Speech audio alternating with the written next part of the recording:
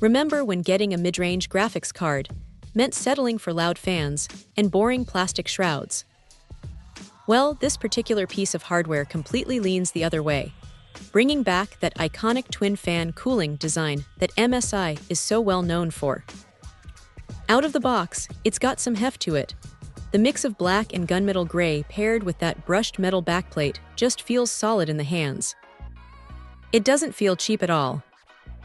Now, what really stands out when you pick it up is the subtle touch of weight. You can tell they didn't skimp on the heatsink underneath. Fire it up, and you get these smooth, tasteful RGB light effects bleeding through the edges without looking like a disco floor threw up on your desk.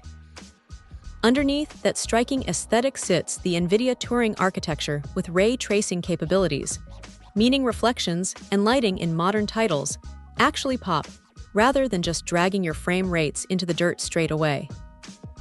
You are pushing a 192-bit memory interface with 6 gigs of GDDR6 video memory. And honestly, for typical 1080p or even lighter 1440p gaming sessions, it handles things smoothly.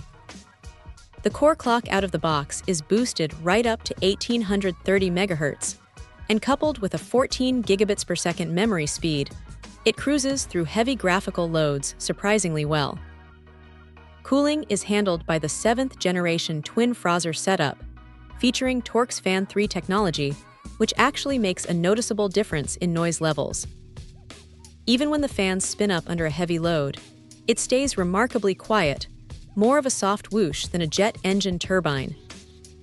Hooking it up is straightforward too, thanks to 3 DisplayPorts and a single HDMI output, though anyone still clinging to older DVI monitors is completely out of luck here since legacy ports were entirely left off.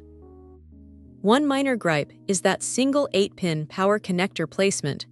Depending on how stiff your power supply cables are, routing it neatly might take a couple of extra minutes of cable management frustration.